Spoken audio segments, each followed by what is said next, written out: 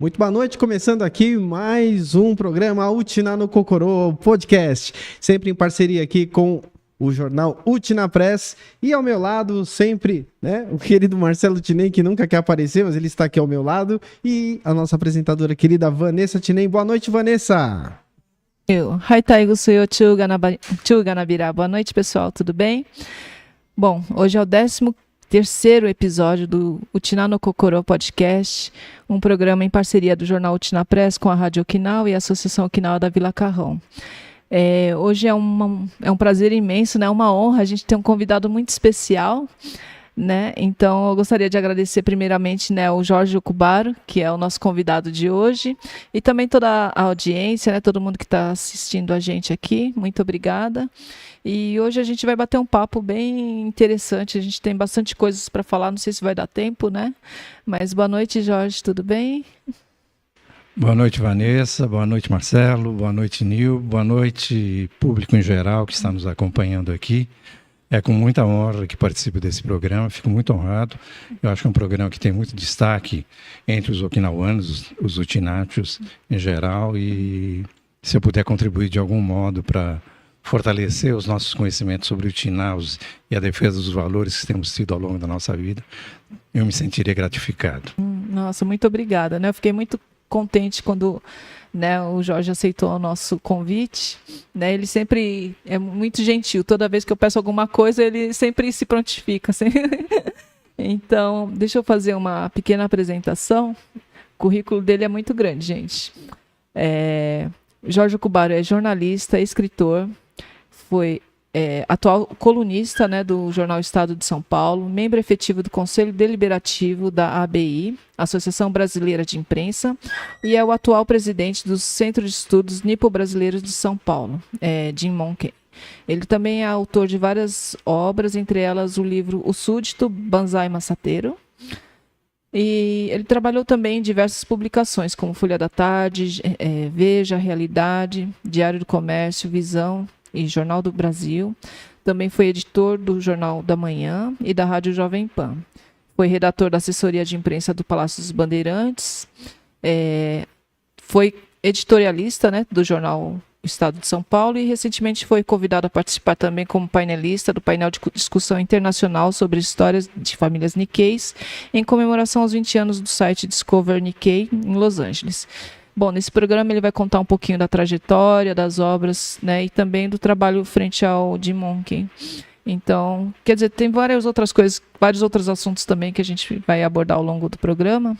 Então, Jorge, eu gostaria que você fizesse uma autoapresentação, né, contasse um pouquinho sobre você. Bem, a minha vida, do ponto de vista acadêmico, é um pouco complicada. Eu, como muitos filhos de imigrantes japoneses, sobretudo de famílias pobres, como era o caso da nossa família, de feirantes, tinha como objetivo estudar numa boa escola para poder ganhar algum dinheiro e, enfim, ajudar a família de algum modo para sair daquela vida de grande pobreza.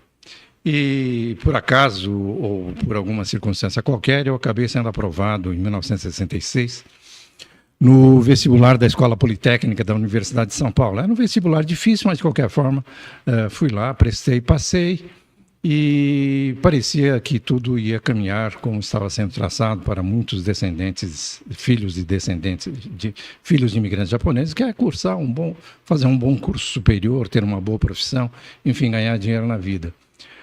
Sendo aluno da Escola Politécnica, fui por um tempo professor de cursinho, dava aula de matemática e física, que eram, digamos, as especificidades de um estudante da Politécnica.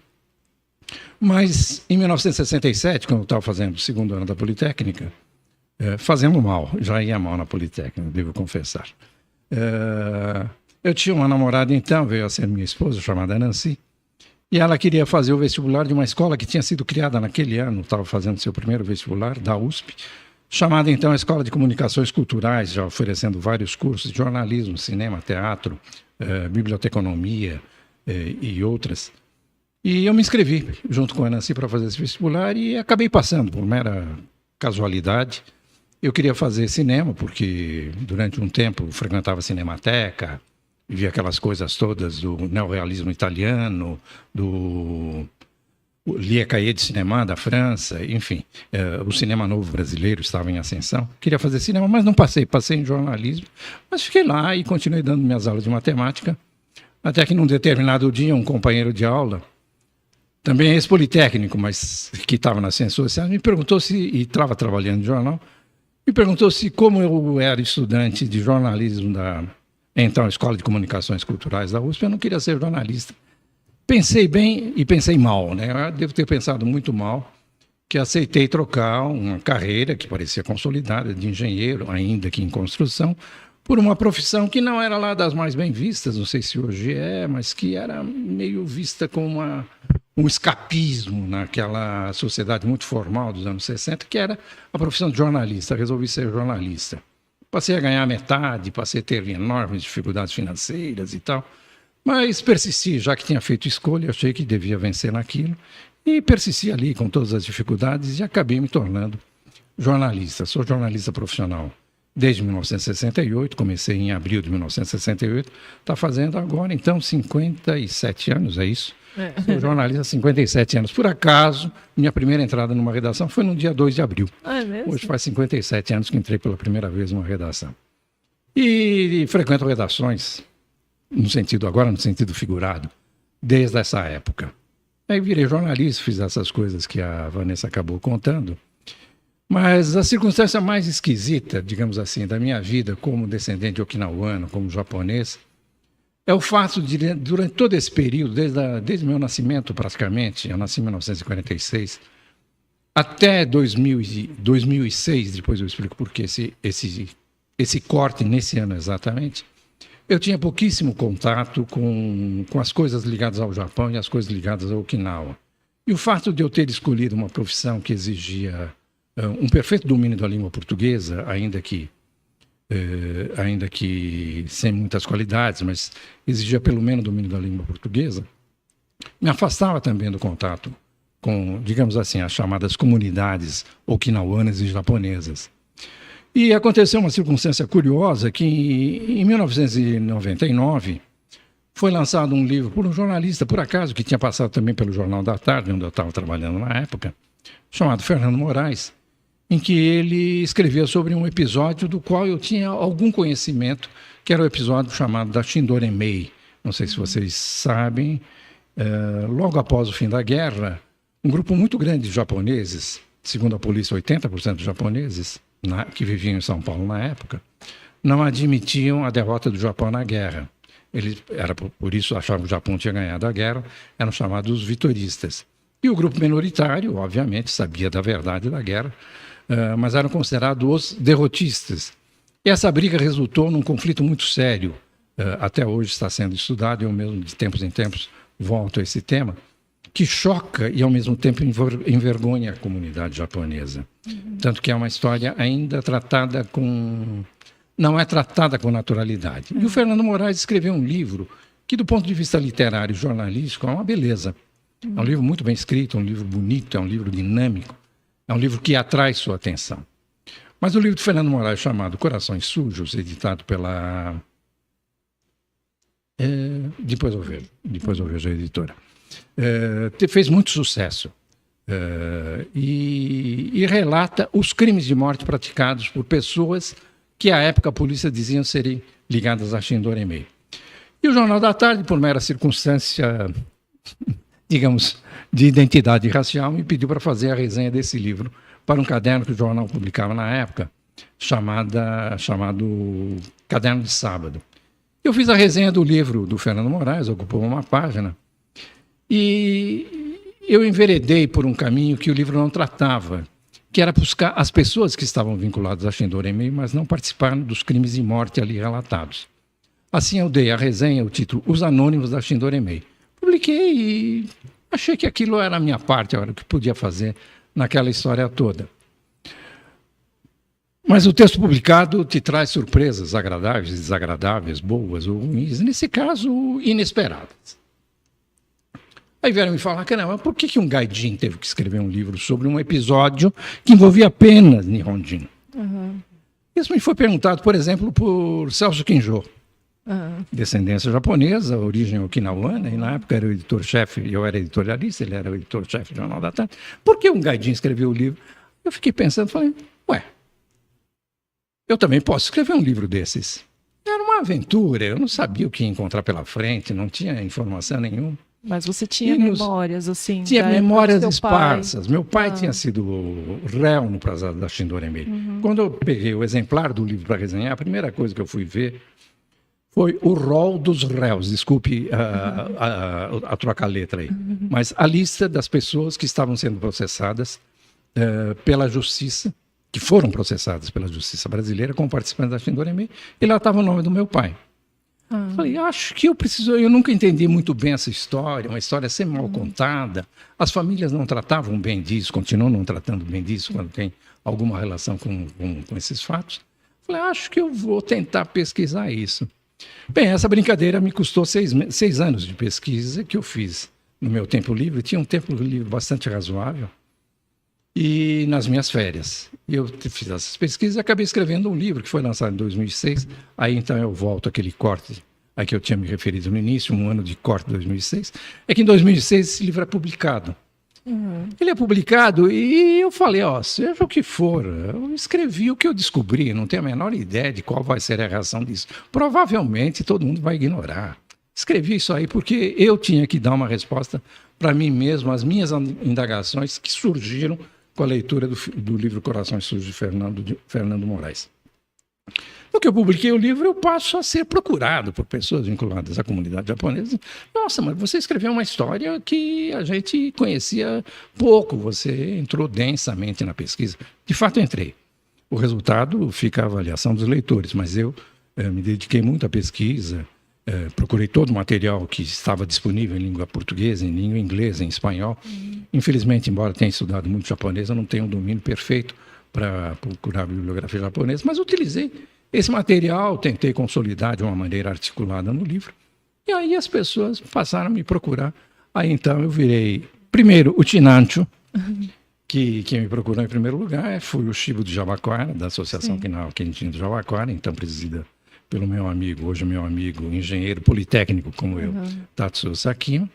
E por ocasião da comemoração do centenário da imigração japonesa, eu fui chamada por um grupo ligado à antiga Associação para a Comemoração do Centenário da Imigração Japonesa no Brasil, para participar de um trabalho de avaliação das realizações dos atos comemorativos do centenário.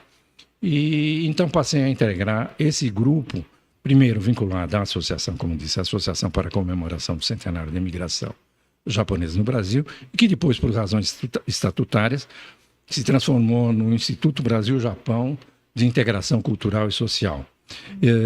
Faziam parte desse grupo o Dr. Kazuo Watanabe, desembargador aposentado, uma das figuras que lideram as principais atividades na área cultural e social da chamada comunidade japonesa no Brasil.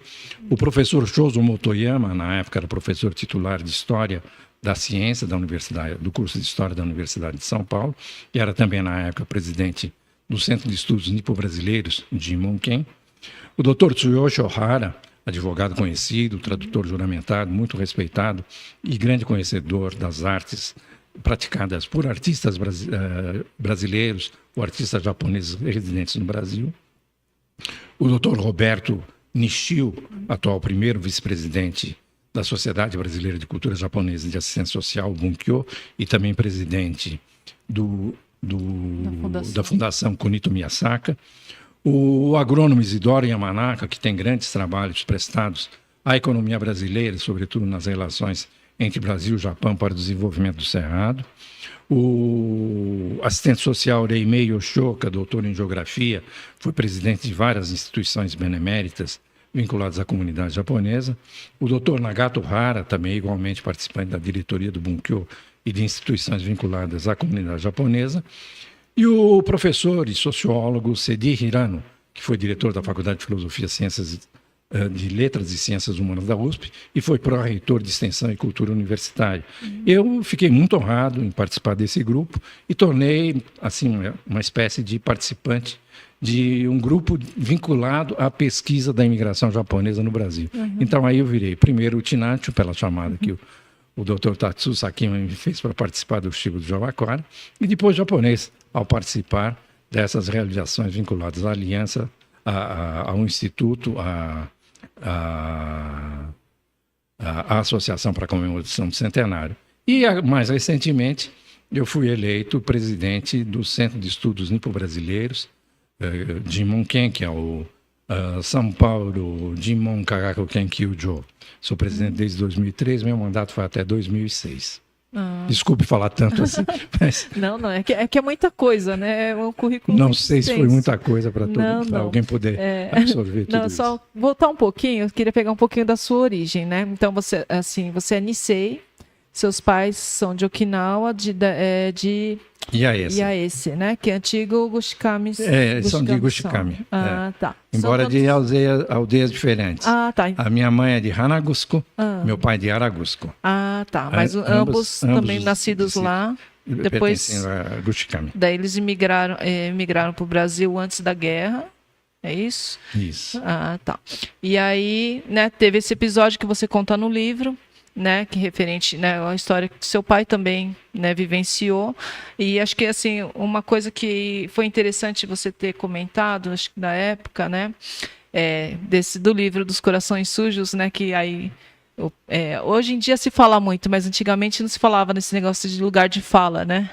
Que assim, a pessoa, né, não desmerecendo o trabalho dele, mas assim, ele foi a fundo dentro do que ele conseguiu pesquisar dos documentos, né? E você também vivenciou, né? Apesar de ser criança na época, né? Do episódio da Jishin Doremei, e você chegou a coletar também depoimentos das pessoas para fazer o livro. Tem uma curiosidade aqui que eu queria registrar. O meu nome completo é Jorge Junzi, essa é a grafia Okubaro. Esse Junzi, na verdade, Junji, eu queria registrar aqui.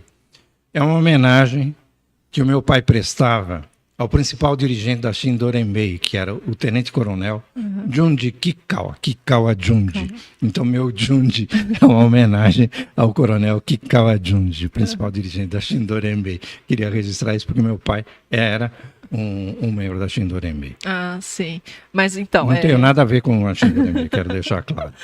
Então, mas é bem isso, mas naquela época, né, foi questão tudo questão da formação cultural também, né, que o Japão obrigava, né, logo que foi, que acabou anexando o Okinawa, né, para o Japão, acabou tendo aquele totalitarismo, né, de massificação da educação, né, e aí, né, era aquela coisa do Japão, né, do Tenno-rei ser... Aí, né, do exatamente isso, né? É um processo histórico, sociológico, econômico, que começa, obviamente, em 1868, com a restauração do Império Japonês, a restauração do Império Meiji, e que esse império, para se fortalecer, cria uma série de valores, uma série de padrões de comportamento, padrões educacionais, que vão se refletir no comportamento das pessoas, né?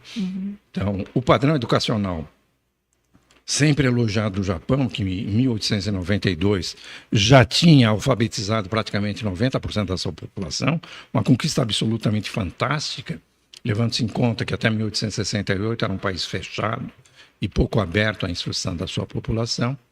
Mas é também interessante lembrar que em 1893, acho que de 1893, não foi 93, 95, acho que a data não faz muita importância, não tem muita importância, é baixado... Um edito imperial, fala um edito, o dicionário registra duas formas, eu prefiro edito. Um edito imperial sobre a educação, chamado Kyoiku Chokugo. Esse documento, ele é basilar, me desculpem a expressão, é basilar. Ele vai definir a formação da população japonesa a partir de então. Meu pai nasce em 1905 e estuda no Japão até 1918. Então ele tem 13 anos, imagino que ele tinha tido um ensino escolar de pelo menos 6 anos, totalmente baseado nos princípios do Kyoiku Chokugo, que não vou me estender muito, mas era a santidade, a origem santificada do Império Japonês, a indestrutibilidade do Império Japonês, a necessidade de honrar ao imperador antes de tudo. Esses valores todos que os imigrantes que chegaram ao Brasil, pelo menos a maior parte desses imigrantes que vieram ao Brasil antes da guerra, tinham como conceito essencial, eles foram criados com isso. Não se trata de ser bom ou de ser ruim, trata de ser um cidadão formado de acordo com os padrões civilizatórios do Japão daquela época. Era um Japão, primeiro, que se tornava uma grande potência, né?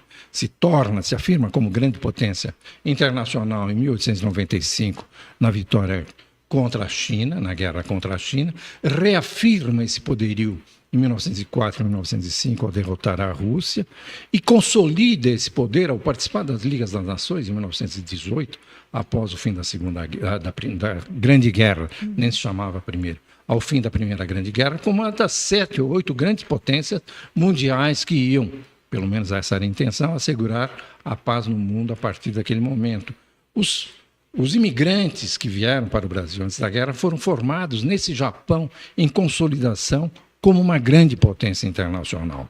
Do ponto de vista militar, além dessas duas vitórias, em 1895 contra a China, 1904 e 1905 contra a Rússia, o Japão já se firma como potência na Grande Guerra, como era chamada então, e se fortalece ao longo dos anos 30, um período extraordinariamente conturbado da história mundial, tanto na Ásia como na Europa, as Américas nem tanto, mas a Ásia e a Europa eram regiões altamente conturbadas pela formação de forças militares não exatamente democráticas e tal. Então, esse é o Japão que fornece os imigrantes para o Brasil nesse período. Eles são formados assim. Não se trata de um juízo de valores, trata-se de uma tentativa de entendimento de como eram os cidadãos japoneses que vieram para cá. Nós os vemos como os imigrantes, mas eles eram também cidadãos. Eles eram cidadãos formados nesse período, sob essa ótica, com esse tipo de governo. Uhum. Então, não a gente não tem que colocar a questão de valores, de juízo de valores, né? Porque naquela época, realmente, os japoneses eram formados assim, né? Então, para a gente, hoje em dia, né, pensar, falar, nossa, mas como que eles não tinham informação, não entendiam que o Japão tinha perdido a guerra, né? Para a gente, hoje em dia, é difícil entender, mas assim, se a gente entender o contexto, né? Por isso, aí sim, a gente consegue... Na verdade, era isso que eu estava tentando entender, porque eu disse uma vez numa entrevista, a frase ficou na minha cabeça, foi inventada na hora, mas o livro do Fernando Moraes trata os membros da Shindorame como assassinos frios e sanguinários, né? Uhum. E numa entrevista que eu dei para a TV Gazeta, a propósito do lançamento do filme Corações Sujos, eu disse que não conseguia ver no meu pai um cidadão sedento de sangue, capaz de lavar a honra de sua pátria com o sangue de seu compatriota. A frase tem lá o seu significado, é dramática, mas eu realmente não via meu pai como um homem capaz de matar o seu compatriota em nome do patriotismo. Uhum. Nunca vi meu pai nisso. Mas eu conseguia ver meu pai como um homem com ideias muito firmes a respeito de nacionalismo, de respeito ao imperador. Isso eu via. Certo. Então, mas isso o transforma necessariamente num sanguinário assassino? Não. Sim. Não. Esse corte que eu tentei entender, e é esse corte que eu tento fazer no livro. Sim. Há sanguinários assassinos? Há. Mas todos são? Não. Nossa. Isso que eu quero dizer. Todos não são sanguinários assassinos. Não, muitos foram presos por conta da ideologia, isso, mas não exatamente. por conta, né, dos atos, exatamente, porque eles nunca chegaram a praticar nenhum crime. Meu pai nunca foi acusado de nenhum crime de sangue. Sim.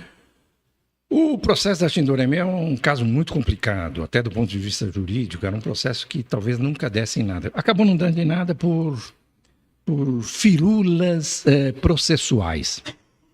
Ninguém foi julgado no grande processo da Shindorame. Os autores de crimes de morte foram julgados e condenados nas respectivas comarcas por onde tramitaram os processos criminais.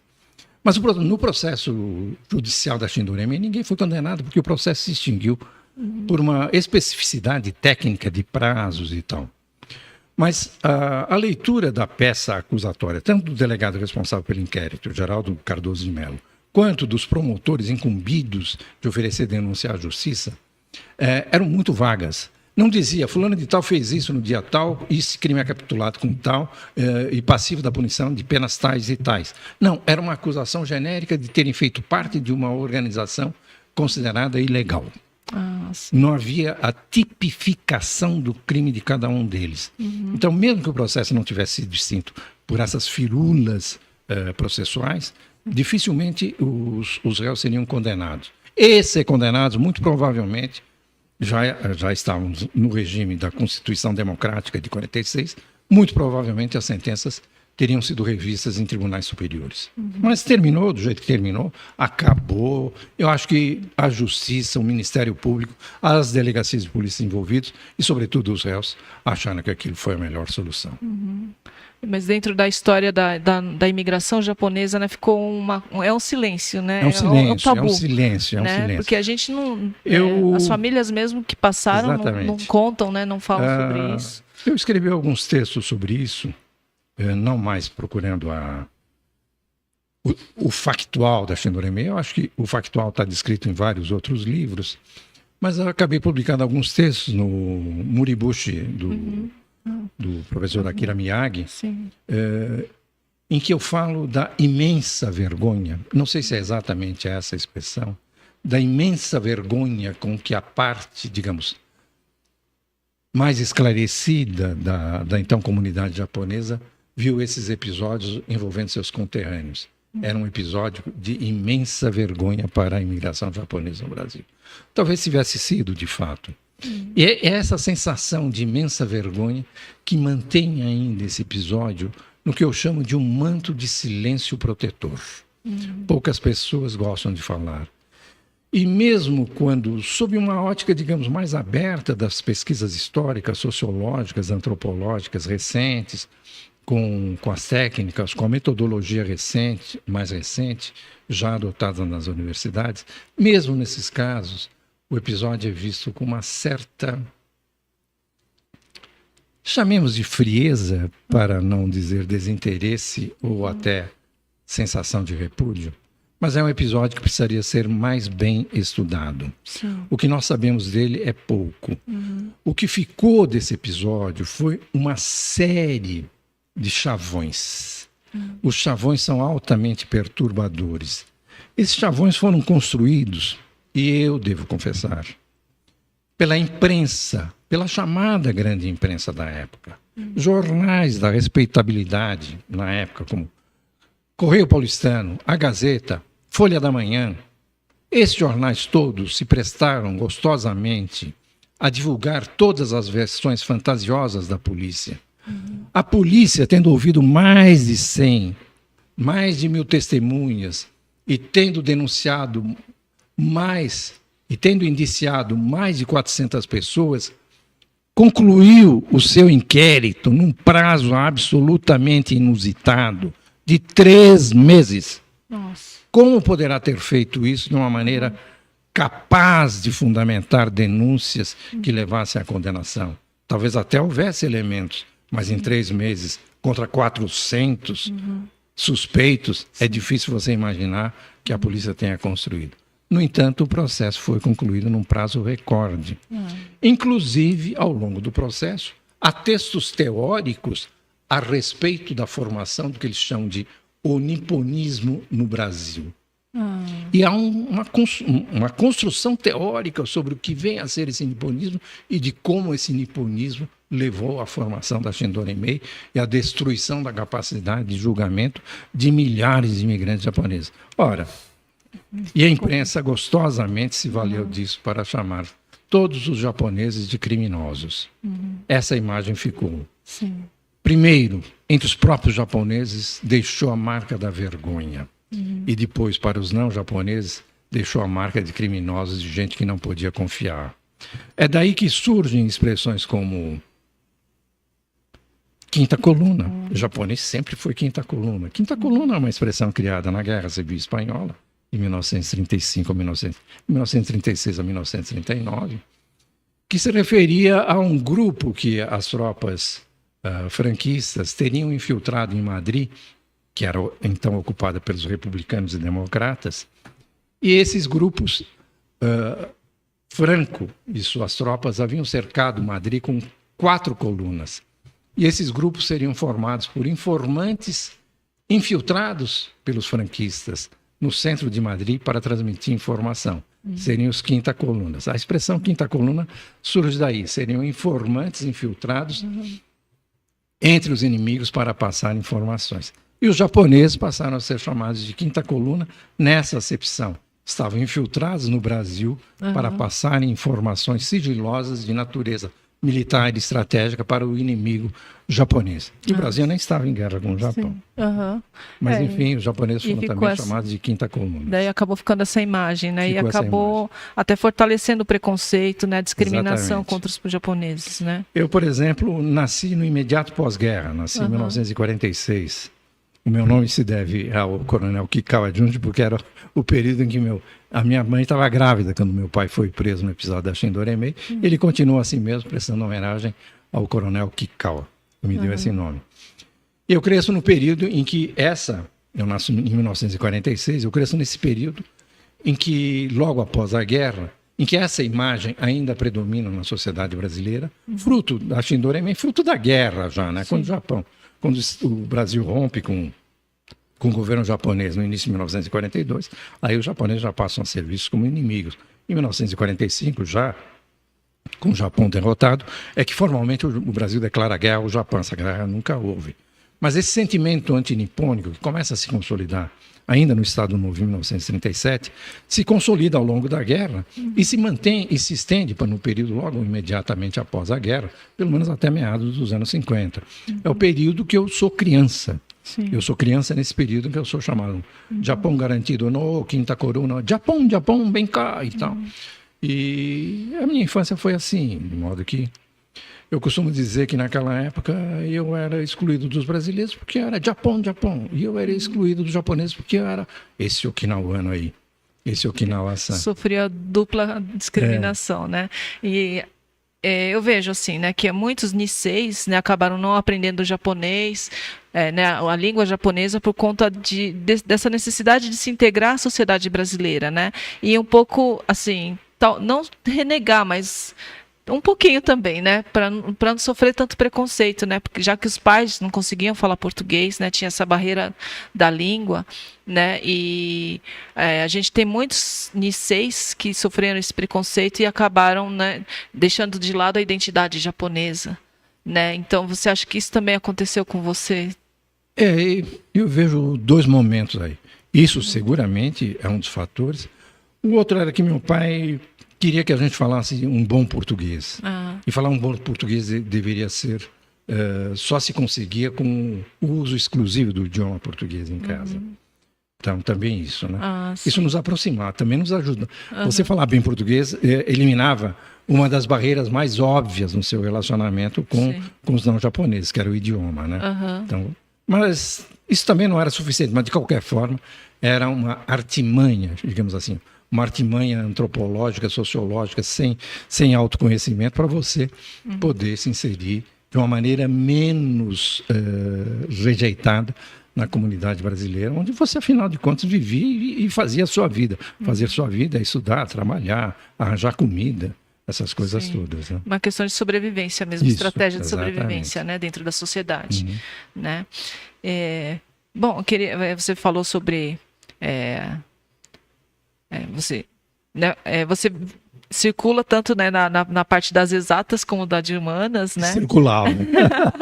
Não mais. Né, hoje em dia, né, são quantos anos de jornalismo? São 57. 57, uma vida, né?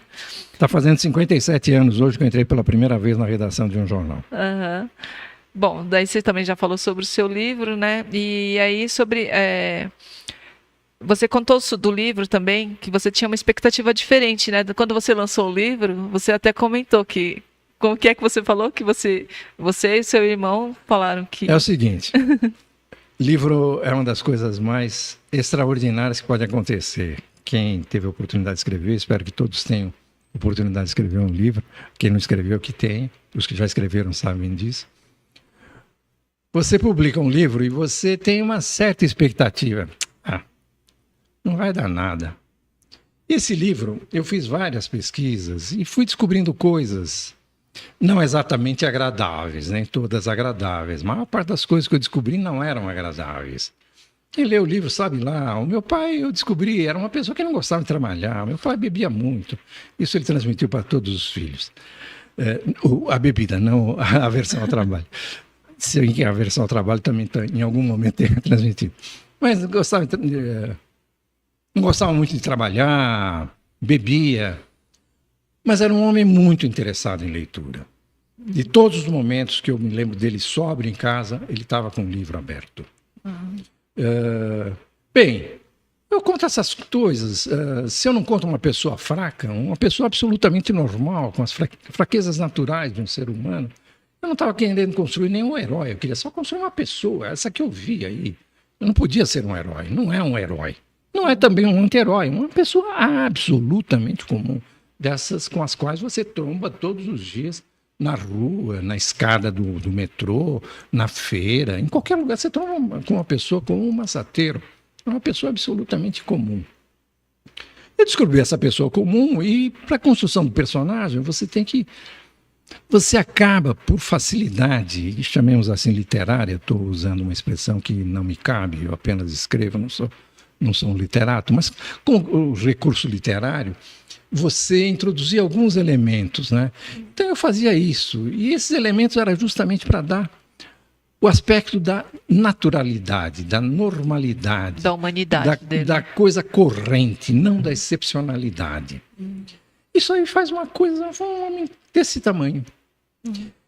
Com as histórias terríveis que a gente foi descobrindo, né? Tem lá histórias de crimes de morte, tem histórias de traições, a pobreza, a incontida pobreza que nós passamos durante uma boa época das nossas vidas, a dificuldade do meu pai, a dificuldade da minha mãe, as casas em que a gente vivia, todos os partos da minha mãe foram feitos por meu pai, em chão batido. Eu conto todas essas coisas e depois descobri que os Utinatio têm muitas coisas que eu não entendia. E fui tentar entender o que nós, Utinatio, somos. Por que nós fazemos isso? Por que deixamos de fazer aquilo? Aí fui buscar, conversar com pessoas, conversei com várias pessoas. Fui tentar entender também porque os japoneses são como são, aquelas coisas todas, gestos contidos, o respeito ao próximo, a necessidade da disciplina. Fui contando tudo isso, fui colocando essas características em determinados personagens, de modo que elas parecessem verossímeis, né? E com seus defeitos. E eu contei o que para nós pareciam todos os defeitos dos Utinatio. Expansivos, se vestiam mal, tinha um mau gosto, tinha aquelas comidas esquisitas, e eu descrevi aquelas comidas todas. E quando terminei o livro, eu falei para o meu irmão mais velho, a gente chamava ele de Nichan. Nichan, é um Oni-san. Formalmente ela chamava de Nichan. E Nichan, nós aportuguesávamos, em vez de ser Nichan, era Nichan. Oni-chan, ele leu o livro, deu o imprimato em nome da família. Oni-chan, você que está começando aí a assumir funções de direção nas associações okinawanas, né? Você acha que vai ser detestado? Eu não tenho nada com isso, eu nunca participei disso, mas eu acho que você vai ser defenestrado das associações. Aí ele bateu na mesa e disse, vamos publicar, você descobriu isso tudo, vamos publicar, seja o que for. E publicamos o livro, e o resultado foi completamente diferente. Os okinawanas me procuraram, os Utinatio me procuraram, e eu passei a fazer parte das atividades, dentro das possibilidades, e também sem nunca exercer nenhum cargo.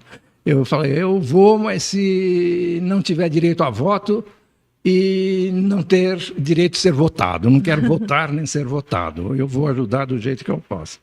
Eu tenho feito isso. Mas acho que assim, quem leu o seu livro se identificou. Isso. Né? Essa questão da identificação, assim, eu fui retratada, essa questão do poder do lugar de fala, né? Porque assim a gente sempre vê obras, tanto acadêmicas ou de literatura mesmo que descreve o japonês ou o okinawano, especialmente, não existe quase, né? E aí o Utinatio, né? Da forma como ele é, né? Como a gente se vê. Não a forma como o outro vê, né? O olhar de fora, mas é um olhar de dentro, né? Que você vivenciou. Então, acho que isso que as pessoas acabam se identificando, né? Então, pelo menos quando eu li, foi isso que eu senti. Eu falei assim, realmente é uma pessoa que está diferente do Corações Sujos, né? foi uma pessoa de fora que leu, que escreveu, mas assim, ele não vivenciou, ele escreveu com base nos documentos, no que ele pesquisou, mas não um olhar de quem vivenciou aquilo, de quem viveu o dia a dia, né? Na verdade, é isso. Eu quis construir um personagem que fosse uma pessoa absolutamente comum, como era o meu pai. Era um homem absolutamente comum. O mais extraordinário fato da vida dele foi ter sido membro da Shindoremi e ter sido preso. Mas de resto era um homem absolutamente comum. Então eu construí essa pessoa comum. E ao construir essa pessoa comum, logo depois que eu lancei o livro, uma das coisas que me emocionam muito, na época não tinha WhatsApp, mas eu tinha e-mail, meu e-mail circulava. Olha, eu não vou exagerar, mas eu recebi mais de 200 de e-mails, cujo conteúdo básico era esse. Muito obrigado, você escreveu a história do meu pai. Muito obrigado, você escreveu a história do meu avô. Muito obrigado, você escreveu a história da minha família. É uma história tão simples que é igual a de todo mundo. Com perdão de estar exagerando, mas essa, aspas, universalidade do personagem é que tornou ele uma coisa igual a qualquer um. Ele é um homem como qualquer um. Não, mas eu acho que a forma como você colocou no papel, né, isso que foi incrível, que o pessoal se identificou tanto, Isso. né, e acabou, né, te lançando, né. Pois é, a japonicidade, a Sim. okinawanicidade, né? Daí, por tabela, você acabou virando Chinanchu, né? É isso aí. Na verdade, não é que eu acabei virando, eu costumo hoje dizer já se passaram mais de 20 anos desses episódios todos do lançamento do livro, 19 anos que eu lancei o livro. Mas, na verdade, não é que eu me tornei. Eu acho que eu nunca tinha deixado de ser utinante, nunca tinha deixado de ser japonesa. Hoje eu digo que isso me permitiu retomar a minha verdadeira identidade. Eu cresci com esses valores. Apenas não os realçava, porque isso não fazia parte do meu cotidiano. E eu não tinha a quem demonstrar isso.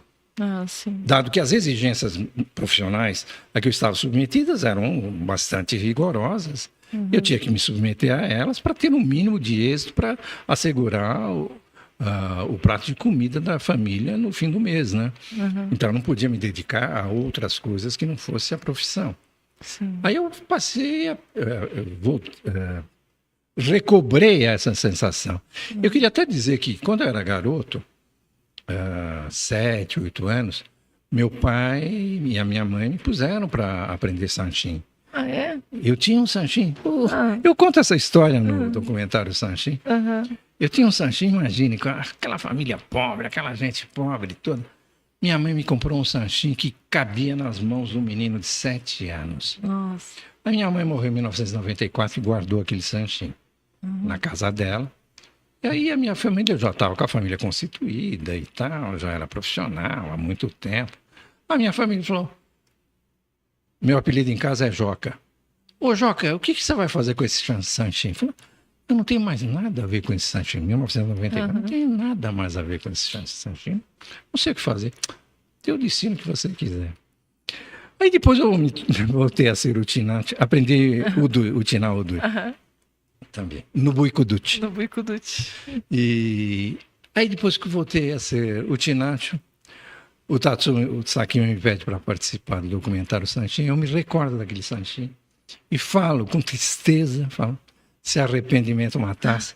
Eu queria dizer que faz 2 anos, a minha cunhada, viúva do Nichan, achou o Sanshin e levou para minha casa. Ai, que legal. Esse Sanshin de menino está na minha casa. Estou muito orgulhoso dele. Agora é um muito tesouro, feliz. né? Um tesouro. Que legal. Né, mas então foi um resgate às origens, né? Eu lembro que na época, um pouco depois do lançamento, a gente começou a participar de vários encontros. Isso. Tinha do MIL, né? Que era o Memorial do Imigrante Okinawano. E aí, lá no CCLB, né? No Diadema. Das reuniões da Ana Maria.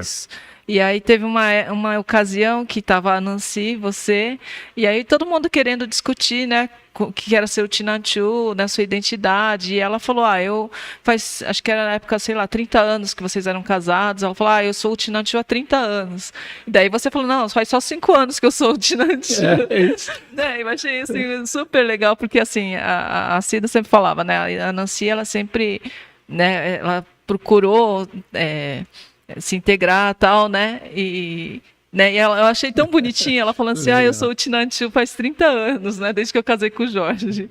E aí... É verdade. E a gente foi junto ao Utiná pela primeira vez, fomos só nós dois, sem falar japonês.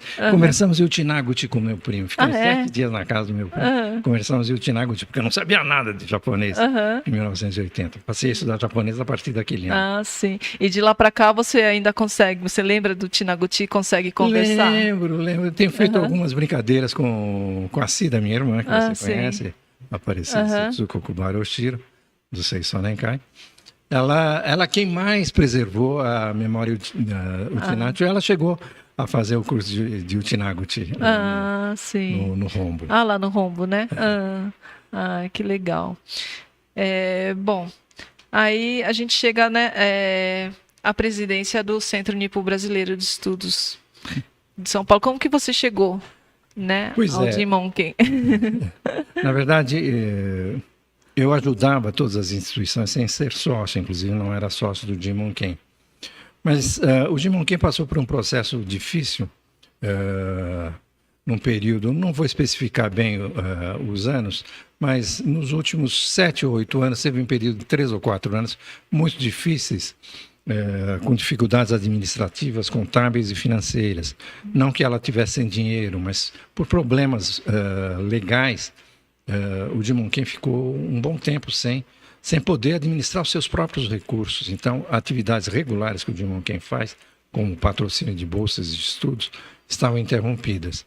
Era necessária a mudança da gestão do Jimonken, e o Dr. Kazuo Watanabe me procurou e me perguntou se pelo trabalho que eu tinha feito junto a essa comissão de pesquisadores que era vinculada ao Instituto de Integração Cultural Brasil-Japão, se eu não podia também participar do Jimonken. Eu achava que não tinha perfil, continuo achando que não tenho perfil, e acho que nunca vou ter perfil para ser executivo, dirigente ou presidente de associações. Durante várias vezes eu disse para o Kazuo que não tinha perfil e que eu não faria bem ao Jimonken. Mas eu sempre tive pelo Jimonken, desde que eu iniciei a pesquisa para escrever o Súdito, um grande respeito pelo acervo e pelas pessoas que lá participaram. Eu vou tentar aqui fazer um pequeno relato para quem conhece a imigração japonesa, quem pesquisou vai imediatamente identificar. Vou citar, por exemplo, Teiichi Suzuki. É um dos fundadores do Jimonken. Teiichi Suzuki, professor Teiichi Suzuki, é também um dos responsáveis pela criação do curso de japonês na FEFELESH, na Faculdade de Filosofia, Letras e Ciências Humanas da USP. Susumu Miyao, um grande pesquisador. Sociólogo Hiroshi Saito. Professor Shozo Motoyama.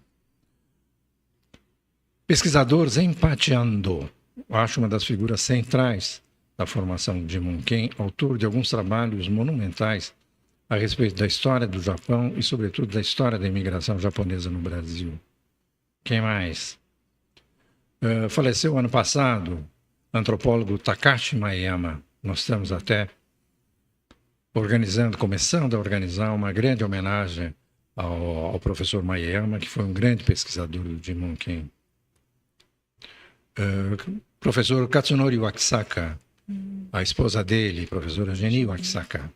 São pessoas desse nível de conhecimento, desse nível de seriedade, desse nível de comprometimento com a verdade da história da imigração japonesa, que fizeram a história do Jimonken. O acervo do Jimonken tem o trabalho dessas pessoas, tem o trabalho de outras pessoas, tem estudos fundamentais sobre a presença japonesa no Brasil. E esse respeito que eu tenho pelo Jimonken, até o meu filho, Tadeu, disse: ô Joca, você respeita tanto o Jimonken e não vai dirigir o Jimonken no momento em que o Jimonken precisa? E eu sem nenhum talento, sem nenhuma capacidade, sem nenhuma competência, sem nenhuma experiência na gestão de nada, eu nunca dirigi nada, nunca chefiei ninguém, nunca tive que admitir nem demitir ninguém. Fui lá e aceitei, empurrado por essa dívida que eu tenho com o Jimonken, porque ali fiz parte da minha pesquisa, aceitei ser presidente do Jimonken. Não sei se está dando certo, Mas, enfim, estou fazendo o melhor que eu posso, com toda a minha incompetência e minha falta de entendimento do que seja gerir alguma muita coisa. modéstia, né? Não é, eu não sei dirigir mesmo. Mas eu tenho uma equipe boa na tesouraria, na secretaria, na formulação de pesquisas, de modo que estou lá e tento ajudar. Ah, sim.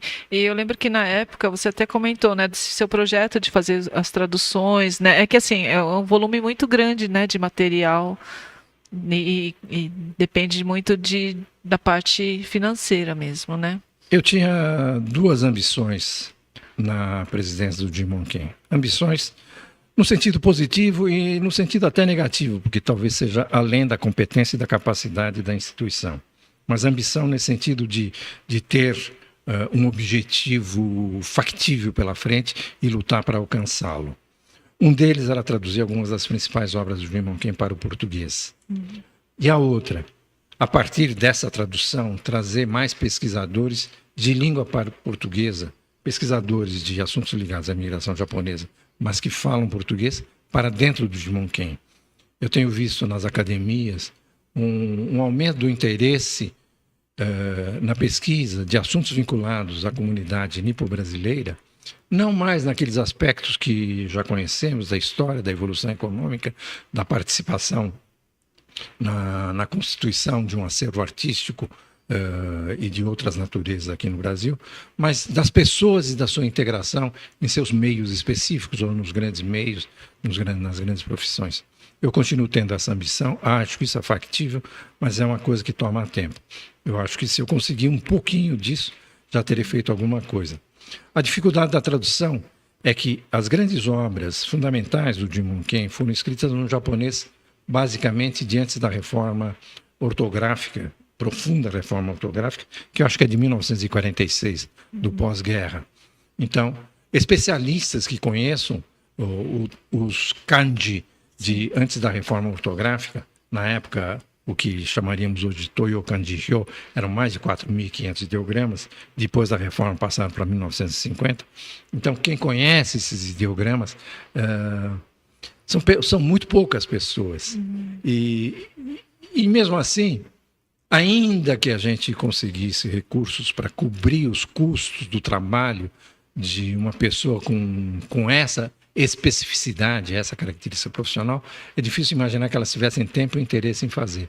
Nós temos tido muita dificuldade em encontrar pessoas para fazer a tradução dessas obras. Nós temos grande interesse em traduzi-las para o português.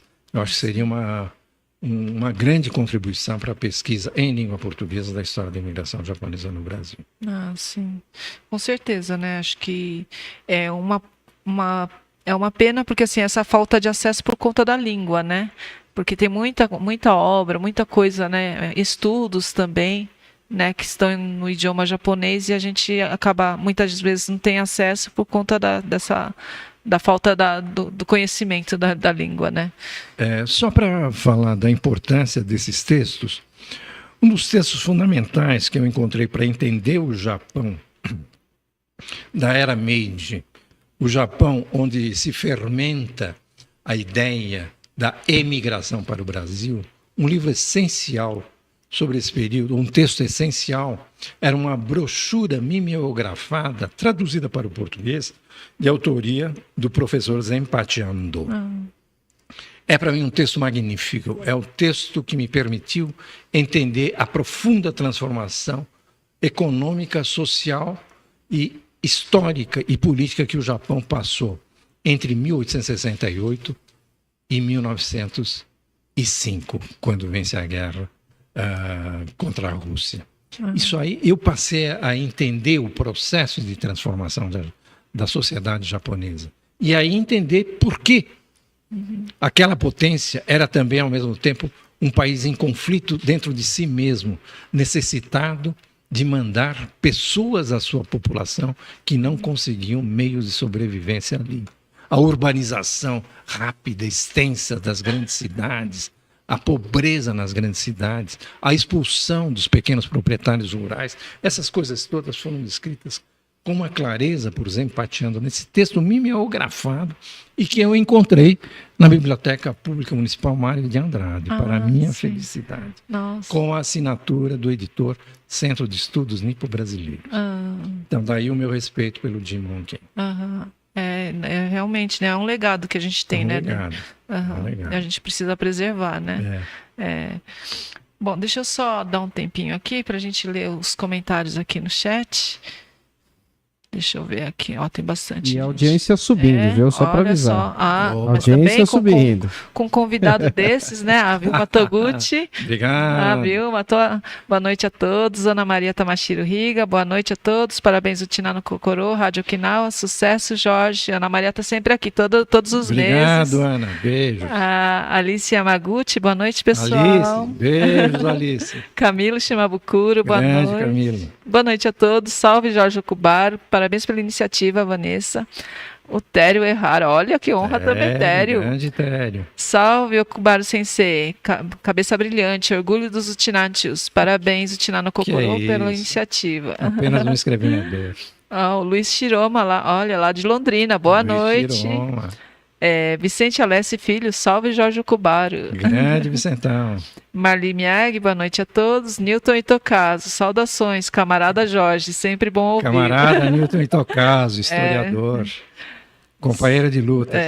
O Sérgio Riga também. Grande Sérgio. Parabéns, doutor Jorge, orgulho da nossa comunidade aqui na ONU. O Sérgio também sempre conosco todos os meses. A Eli Miag, boa noite a todos, excelente entrevista.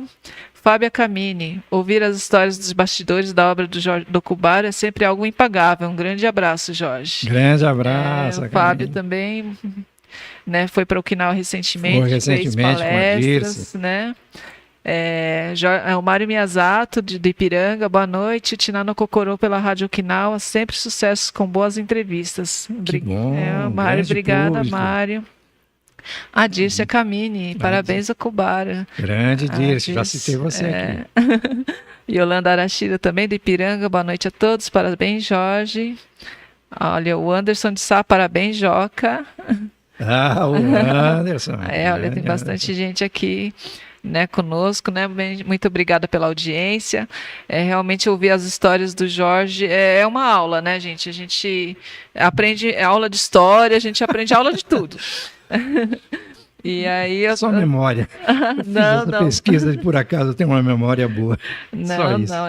Mas é uma aula, né? Eu falei assim, eu sou muito cara de pau, né? Convidar alguém, né, como o Jorge Okubaro para entrevistar. Uma pessoa que, né, foi entrevistada pelo Jô Soares. É muito audácia. Consegui falar. Então, é muito audácia.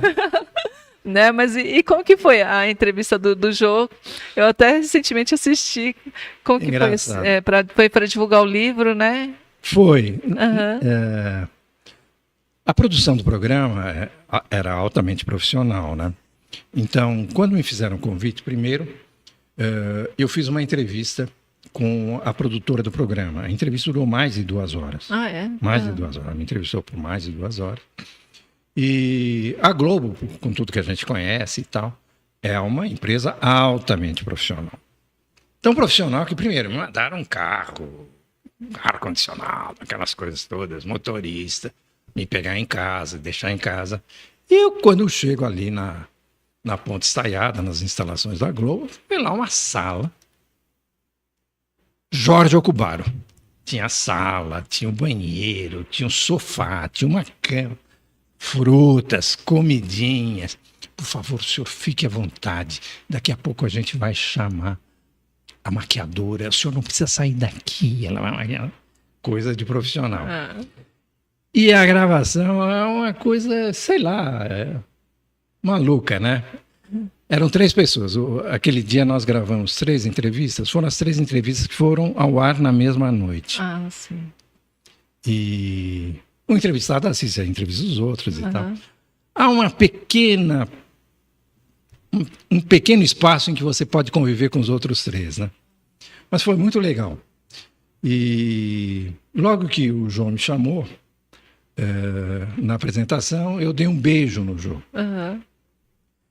E acho que ele gravou isso, né? Sim. Aí quando ele começou a entrevista, não sei por que ele resolveu me chamar de Okubaro. sei quem disse para ele que era Okubaro.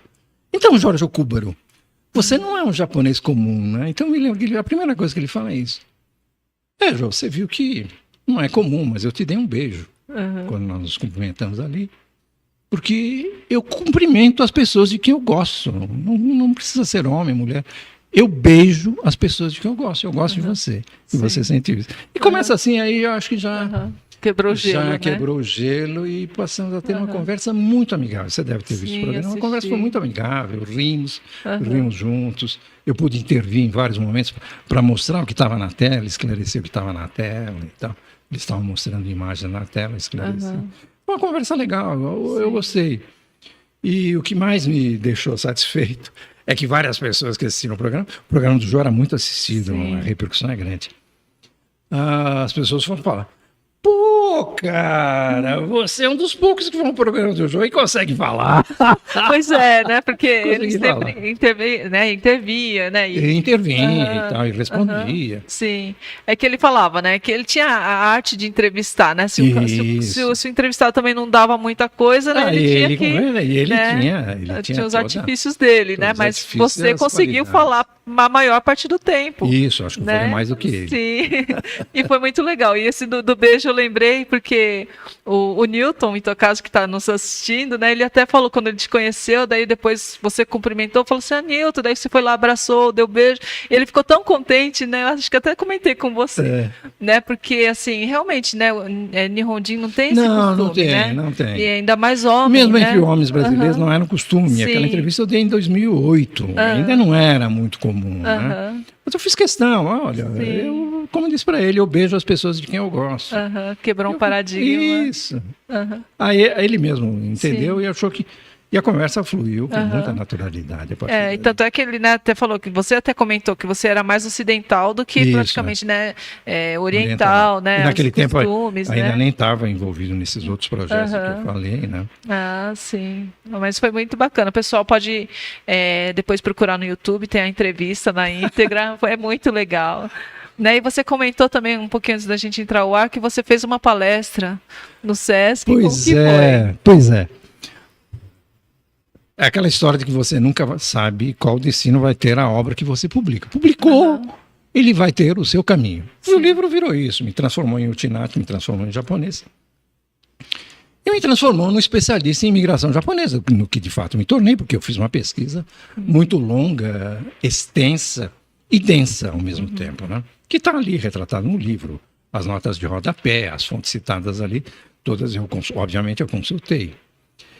E o livro teve muito êxito, a imprensa, o Estadão, vou até contar, fico com um pouco de vergonha, porque eu trabalhava no Estadão, era amigo dos editores, embora não trabalhasse na redação, era vinculado a uma outra área, a diretoria, não a redação.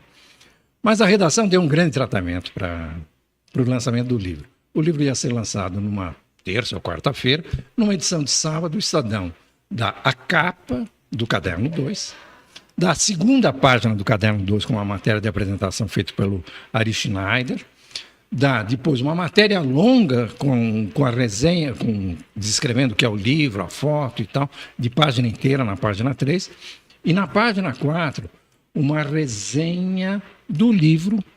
Puxa vida, esqueci o nome do resenhador, professor da história. Enfim, deu 4 páginas. Nossa, muito destaque. E aí...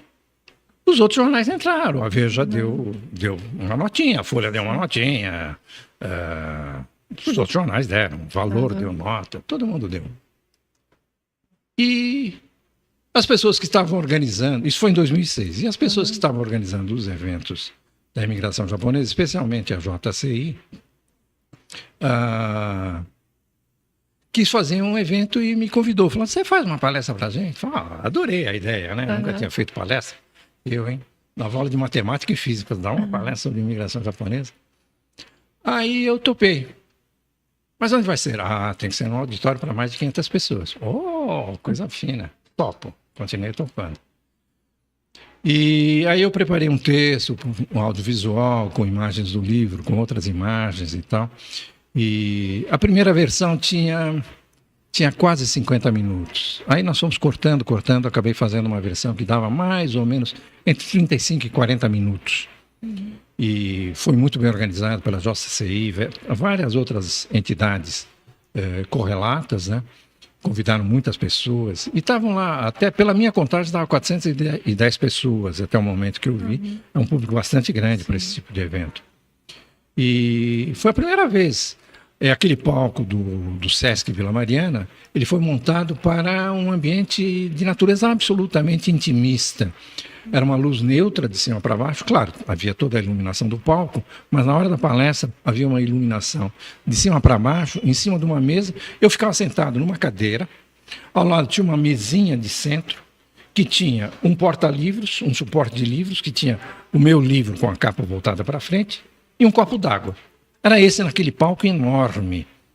E eu ia fazer a palestra, em princípio sentado, eu mesmo ia mudar as imagens, já tínhamos feito o ensaio, de modo que eu sabia o que eu estava fazendo, deu tudo certo. E eu nunca tinha feito palestra para tanta gente, mas acho que eu me dei bem, porque durante a palestra tinha aquela coisa do microfone sem fio. O microfone sem fio, eles põem uma maquininha uma aqui, caixinha, uma caixinha assim, na parte de trás da calça, debaixo do paletó, de modo que ninguém via. E aí, para mudar um pouco e não ficar muito parado ali, não deixar o público apenas com os olhos concentrados naquela cadeira, eu me movimentava de vez em quando. Movimentava, até olhava a tela e tal, enquanto fazia a palestra. E num desses movimentos caiu a maquininha. Aí, daqueles 0,3 segundos, falo, caramba, eu acho que agora dançou, né? Vou começar a tremer, vou começar a olhar para o lado e perguntar o que eu faço.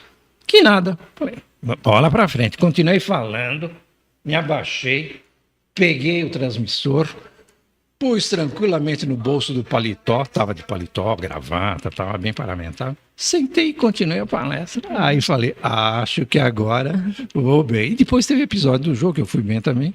Então eu virei esse cara que não para de falar, estou parando. Não, mas assim, depois disso você fez vários eventos também, né? Sobre eu usei aquela palestra do Sesc, porque aí passaram a me chamar para fazer palestra. E aquele formato que eu adotei para o Sesc, que era mais ou menos uns 30, 35 minutos, com mais ou menos umas 20, 30 imagens, dava leveza. E eu, como eu fiz na palestra que eu fiz lá em Los Angeles, em fevereiro, em vez de trazer informações, ao mesmo tempo em que trazia informações, eu procurei trazer para aquele cenário, e sobretudo aquele cenário intimista, naquele enorme teatro, era um cenário intimista por causa do formato do palco, trazer sentimentos, mais sentimentos do que informação. Eu usei um recurso que funcionou naquela época, e usei exatamente o mesmo recurso na palestra que eu fiz em Los Angeles, que é usar a foto do passaporte do meu pai, que é a foto do menino que está no livro. Eu expando essa foto, a gente consegue fazer isso com uma certa nitidez numa tela grande, e eu aponto para o olho do menino, ele não olha para a câmera. Eu digo, veja esse menino aí, nessa época ele tinha 13 anos de idade. Nunca tinha saído de Okinawa. Acho que nunca tinha saído da aldeia dele. Ele vem para o Brasil. Esse olho aí, ele não está olhando para nada. Ele não está procurando nada. Olha aqui, ó. É um olho de estranhamento. Aí eu falo estranhamento. Estranhamento é a grande sensação do imigrante. País estranho, gente estranha, língua estranha, comida estranha, trabalho estranho, povo estranho, roupa estranha. Tudo estranho, para quê? Sim. E quando eu falo isso, as pessoas ficam encantadas com aquele menino. E eu faço desse menino o centro da palestra. Sim. Ao mesmo tempo que adiciono informações. E aí acaba ganhando o público, né? É um recurso, estou contando isso, quem assistiu, me desculpe, mas eu usei desse recurso. Não acho ilegítimo. Acho que era um recurso legítimo para tornar a coisa interessante. Sim, é para prender a atenção do público. Isso, exatamente. Né? E para trazer um elemento novo. Sim. Da palestra. Senão o cara lê o livro e basta para a palestra. Não precisa assistir a palestra, né? Não, mas realmente foi muito bom, né? Então, assim, até ia entrar nesse assunto, né? Um pouquinho antes, ano passado, a gente teve o pedido de retratação, né, do governo brasileiro para a comunidade nipo-brasileira, né, e você até escreveu um artigo depois, então eu queria que você comentasse, né, porque antes disso, né, eu lembro que você fez várias apresentações, chegou a apresentar com o Mário John Okuhara também sobre Okinawa, né, isso, participei do documentário, fui um dos entrevistados para o documentário Okinawa Santos. Sim. Então, conheço esse processo. Sim, então eu queria que você citasse um pouquinho a respeito, né, assim, como que você viu esse pedido de retratação, né? Você participou do processo, né, Eu não participei do processo. Eu tinha, na função que eu tinha, esse processo começa ainda no governo Bolsonaro. Tá. Nesse período eu era editorialista do Estado. Essa função implicava uma certa discrição na sua vida pública. Pouca exibição. Então, eu praticamente me dedicava a escrever artigos. Quando me pediam fazer um livro junto com esse pessoal da Associação para a Comemoração do Centenário, escrever alguns artigos para o Muribushi, não participava de atos que pudessem ter alguma natureza política ou de alguma exigência diante da autoridade pública brasileira. De modo que eu acompanhei sempre à distância esse processo de pedido de retratação.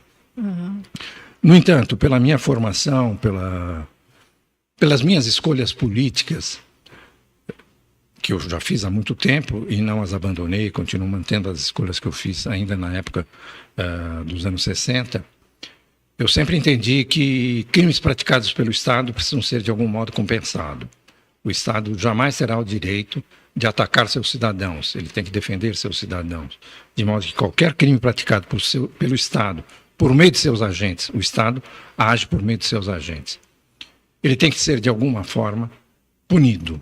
Então, esse pedido de retratação era nada mais do que justiça. Justiça, reparação, memória e justiça, né? Como está ali naquele processo. Então, sempre entendi que esse era o caso. Eu cheguei em algumas entidades das quais participo como conselheiro a ter alguma discussão, porque baseadas no relato feito pelo livro Corações Sujos, algumas pessoas achavam que esse movimento era um pedido de anistia, de extinção da punibilidade de criminosos. Nada a ver, nada a ver. Em nenhum momento se falou da revisão de penas, em nenhum momento se falou em anistia. Apenas se procurou aquilo que é preciso fazer nas sociedades democráticas: impor ao Estado as responsabilidades quando o Estado viola direitos humanos. Foi isso que foi feito. E foi sobre isso que escrevi no Estado. Então, as pessoas, isso que eu quero dizer, ainda há muitas pessoas influenciadas pelo viés interpretativo que o livro de Fernando Moraes permite sobre os episódios ocorridos em 1946 e 1947. Não que a descrição seja inverídica, mas o livro permite interpretações enviesadas que não são corretas. Daí eu ter escrito o Súdito. Certo. Bom, mudando um pouquinho de assunto, porque a gente já está um pouquinho por causa do tempo, né? Você participou do evento do Descubra Nikkei, né? Ano passado, agora em fevereiro, recentemente lá em Los Angeles, tanto é que saiu no jornal, né? A gente obrigado pela matéria, muito generosa. Agradece, muito né? generosa a matéria da Vanessa. A gente ficou muito, muito orgulhoso, né, de ter o Jorge representando o Brasil nesse evento, né, num evento internacional, um painel internacional, né, sobre as histórias de famílias imigrantes, né. Nele participaram palestrantes, tinha você do Brasil, Peru, Argentina, Austrália e Estados Unidos. E desses 5, 3 eram utinátios, né? Curiosamente. Eu queria que você comentasse um pouquinho a respeito da experiência. Não só 3 eram utinátios, como o marido da coordenadora da mesa também é utinátio. A coordenadora da mesa foi a Hirahara-san. O marido dela é utinátio. Tá? Sim. É o seguinte, esse encontro Discovery Nikkei, no dia, acho que 8 de fevereiro desse ano, era para ter tradução simultânea, de modo que cada um falaria no seu idioma original. Eu poderia falar inglês, mas escolhemos que era melhor que cada um falasse no idioma original. E estava todo montado um esquema para tradução simultânea. Eram 4 idiomas, né? 4 idiomas: português, castelhano, inglês e japonês. Então, haveria tradução simultânea para todos esses idiomas. Houve problemas para 2 traduções, que era para o português e para o castelhano. De modo que, ao invés da tradução simultânea, virou uma tradução sucessiva. E o tempo que nós tínhamos para debate acabou se esgotando no tempo tomado pela tradução. Nós, de véspera, como acontece em todas as reuniões dessa natureza, todos os participantes nos reunimos para saber como seria isso. Tem que haver um acordo para ninguém ser submetido a uma surpresa que faça desandar o debate, o painel. Então, fomos lá, nos reunimos na véspera, na sexta-feira, e essa coincidência de haver 3 Utinatio mais o marido da Hirahara-san sendo Utinatio, propiciava a pergunta: por que tantos okinawanos aqui, né? Então, nós íamos tratar disso, né? Era uma das questões que a coordenadora ia fazer para cada um de nós, né? Mas, infelizmente, não houve tempo. Mas essa coincidência da predominância de Utinatio foi, obviamente, notada por todos ali em Los Angeles e seria tema para a nossa discussão, que é, inclusive, para dizermos que os Utinatios estão se reafirmando com a sua cultura, com a sua identidade. Nós crescemos aqui no Brasil, falamos isso no início, né, quando, na minha infância, que entre os japoneses era Utinatio, entre os brasileiros era Nihonjin. Nós crescemos com essa vergonha natural, chamemos assim. Eu, pelo menos, Utinatio dessa geração, crescemos com essa vergonha natural. Nós não podíamos usar o Utinaguti. Então, eu me lembro de um episódio em que eu designava o nabo como Dekuni. Então, eu achava que Dekuni era japonês. E um dia, numa casa de japonês, eu falei Dekuni. それは何ですか? わからないか? Dekuni wa Dekuni desu. Dekuni em japonês é daikon. É o nabo. Então, essas coisas todas, por isso meu pai dizia: nunca use palavra em Utinaguti fora de casa. Era assim que a gente foi criado. E eu ia falar disso nesse fórum. No painel, em Los Angeles. Que é uma coisa muito interessante usar exatamente essa expressão Dekuni, daikon. Que para mim Dekuni era a palavra japonesa para nabo, não? A gente cresce sem saber diferenciar o que é Nihongo e Utinaguti, né? Porque pra gente, às vezes a gente nem sabe o que é Utinaguti, mas pra gente é Nihongo. Nihongo, é isso que eu pensava. Dekuni era Nihongo. E aí, não só essas palavras, né? Várias outras, né? Que a gente tem uma que é uma maravilhosa. Até escrevi sobre isso numa brincadeira que nós estávamos falando no Estadão. Moacir Assunção estava falando sobre problema de identidades, idiomas e tal, dentro de determinadas nacionalidades, e procurou lá, falou de okinawanos. E pediu para escrever uma brincadeirinha de okinawanos. E eu escrevi uma brincadeirinha que envolveu meu filho, Tadeu, que eu nunca proibi ele de usar a palavra em Utinaguti, não sou como meu pai, né? Não tinha por que ter vergonha de ser Utinatio. Em casa, Macai se chama como a travessa? Macai, você não fala ouro, né? Macai Mutikwa.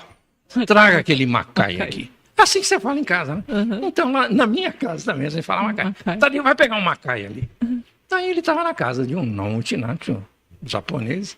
Estava lá comendo ia servir de borrão. Cadê o Macai? Tadeu, o que você está falando? Cadê o Macai? Ué? Como o Macai, Tadeu? O que é Macai? Ué, vocês não sabem o que é Macai? Em japonês, Não, e aí que a gente descobre que a gente não fala Nihongo. Mas ele já sabia disso, aí ele faz uma brincadeira. Ele vai na casa e ele pede Macai. E as pessoas servem o Macai para ele. Trazem o Macai para ele. Mas é realmente nessa questão da identidade, né? A língua é muito presente, né? E aí a gente vê que é verdade. Né? Então, hoje em dia tem esse resgate do Utinaguti, né? Porque uma hora foi proibida, né? Hoje a gente está procurando resgatar para não entrar em extinção. Né? E Aí, bom, por conta do tempo, a gente tem tanta coisa para falar, mas eu queria que você falasse, ficasse à vontade para falar o que quiser, deixar suas considerações finais. Eu tentarei ao máximo ser breve, coisa que eu não consegui ser até agora. Eu estou muito honrado, muito agradecido pela oportunidade que você me dá e fico honrado também de poder participar de um processo que é de recuperação da identidade Utinati. Nós, como disse agora há pouco, nós não só tínhamos vergonha, como éramos proibidos de nos mostrarmos como Utinati. Hoje não, hoje nós somos e dizemos que somos Utinati. E nós precisamos continuar com isso. Nós temos valores, nós temos arte, nós temos tradução, nós temos sobretudo um idioma em risco de extinção que precisamos preservar. E trabalho com o seu, tanto aqui no seu programa Utiná no Cucuru, tanto no seu programa Utiná no Cucuru, como no jornal Utiná Press e em outras atividades de que você participa, tem feito um grande trabalho. Muito obrigado por tudo isso que você, o Marcelo, estão fazendo para preservar Não, a gente, né, o Utiná e os Utinátios e seus hábitos, seus costumes e suas tradições.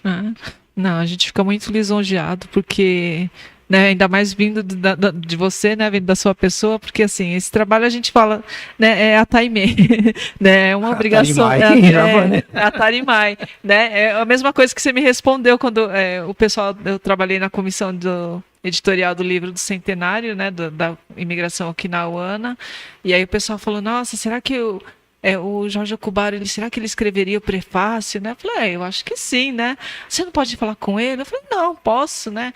E aí, quando eu pedi para você não, é a Taimê. Eu falei assim, nossa, né? O pessoal, a gente ficou muito feliz, muito honrado, né? De ter, de você, né? Poder escrever, prefaciar o livro, né? Então, assim, eu fiquei muito lisonjeada, muito, muito orgulhosa mesmo, né? Então, eu queria agradecer demais a sua presença hoje, né? Eu sei que você é sempre atarefado, né? Eu falei assim, é muita pretensão, mas eu sou cara de pau.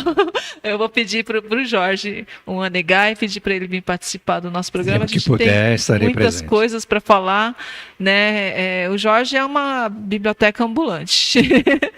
Né, conversar com ele realmente é uma aula, né? Então eu gostaria muito de agradecer a sua presença, né? Agradecer a todos que participaram aqui conosco no chat, a quem está nos assistindo. Agradeço também ao Nil aqui na técnica e obrigada também à Rádio Okinawa, à Associação Okinawa de Vila Carrão pela parceria.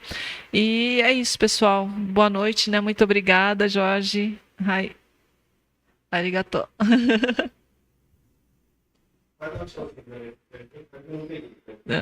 Jogar na geral. Assim, jogar na geral para todo mundo ver a gente. É isso aí, gente. Muito obrigado pela audiência. Esse foi mais um Utiná no Cocorô. Deixa eu colocar só minha câmera aqui rapidinho. E você pode, né, sempre ajudar a nossa Rádio Okinawa aí, deixando o seu like, se inscrevendo no canal e compartilhando também, que é muito importante, porque a grande audiência também vem pós a transmissão ao vivo aqui. Então, compartilhe com os colegas, os amigos aí, os fãs, né, do Jorge, do Joca. Isso aí, então, gente. Muito obrigado e vai ficando por aqui, então, mais um Utiná Cocorô. Até mês que vem. Tchau, tchau. Valeu! Tchau. Exagerei?